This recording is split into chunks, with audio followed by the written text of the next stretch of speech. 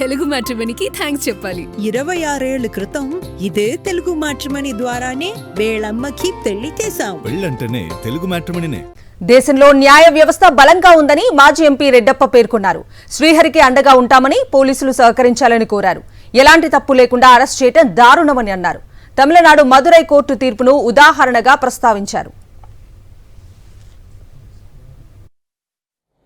నిన్నగాక మొన్న మదురై కోర్టులో తమిళనాడులో ఇచ్చిన జడ్జిమెంట్ను ఒకసారి మనం పరిశీలించుకుంటే మన లిమిట్స్ దాటిపోకుండా ఉంటే మన గౌరవాన్ని మనం కాపాడుకుంటే ఈ దేశాన్ని రక్షించడానికి పోలీసు వాళ్ళు ముందుంటారు కాబట్టి వారిపైన మాకు పూర్తి నమ్మకం ఉంది. మా లీడరు జగన్మోహన్ రెడ్డికి మరీ నమ్మకం ఉంది పోలీసు వ్యవస్థ పైన. ఆ వ్యవస్థను కాపాడడానికి మీడియా కాదు, పత్రికలు కాదు, ప్రజలు కాదు, నాయకులు కాదు, మనమందరూ వారికి సహకరించి వారిని ప్రోత్సహించే విధంగా మనం గౌరవిస్తాము. దాన్ని వాళ్ళు నిలబెట్టుకుంటే చాలని మీకు తెలియజేసుకుంటున్నాను. ఇదే అంశానికి సంబంధించి పూర్తి అప్డేట్స్ అందించడానికి మా ప్రతినిధి మూర్తి లైవ్ లో జాయిన్ అవుతున్నారు. మూర్తి,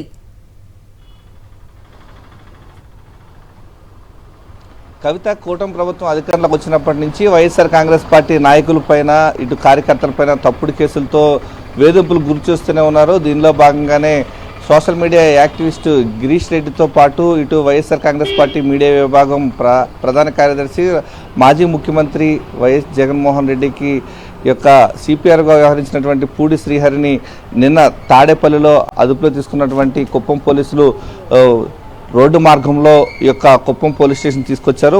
కొద్దిసేపటి క్రితమే ఆయన్ను కుప్పంలో ఉన్నటువంటి ఏరియా హాస్పిటల్లో మెడికల్ చెకప్ నిమిత్తం ఆయన్ని తీసుకువచ్చి మళ్ళీ తిరిగి కుప్పం పోలీస్ స్టేషన్ తీసుకురావడం జరిగింది. ప్రస్తుతం మనం చూస్తూ ఉన్నాం, యొక్క కూటమి ప్రభుత్వం అధికారంలోకి వచ్చిన తర్వాత తప్పుడు కేసులతో వైఎస్ఆర్ కాంగ్రెస్ పార్టీ నాయకులను, కార్యకర్తలను టార్గెట్ చేసుకుని ఇబ్బందులు పెడుతున్నటువంటి విషయాలు ఇప్పుడు రాష్ట్ర వ్యాప్తంగా ఉన్నటువంటి ప్రజలంతా కూడా గమనిస్తూనే ఉన్నారు. ప్రధానంగా ఈ యొక్క సోషల్ మీడియాలో పెట్టినటువంటి పోస్టుల్లో భాగంగా పూడి శ్రీహరిని A2 నిందితుడిగా పేర్కొంటూ ఈ యొక్క కుప్పం పోలీస్ స్టేషన్లో నమోదైనటువంటి FIR నెంబర్ 76లో కేసుకు సంబంధించి ఆయన అదుపులో తీసుకోవడం జరిగింది. ఇదే కేసుకు సంబంధించి అనంతపురం జిల్లా యొక్క రాప్తాడు నియోజకవర్గానికి సంబంధించి గిరీష్ రెడ్డిని అదుపులో తీసుకున్నటువంటి పోలీసులు నిన్న రాత్రి ఏదైతే Kuppam junior civil judge court ముందు హాజరుపరిస్తే ఆయనకు బెయిల్ మంజూరు చేయడం జరిగింది. ఆ తర్వాత అదే కేసులో A2 నిందితుడిగా పూడి శ్రీహరిని ఈ కేసుకు సంబంధించి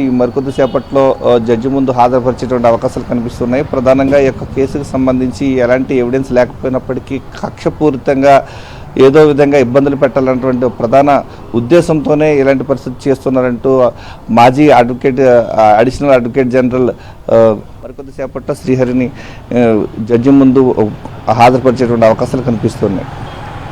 రైట్ మూర్తి, థ్యాంక్ యూ.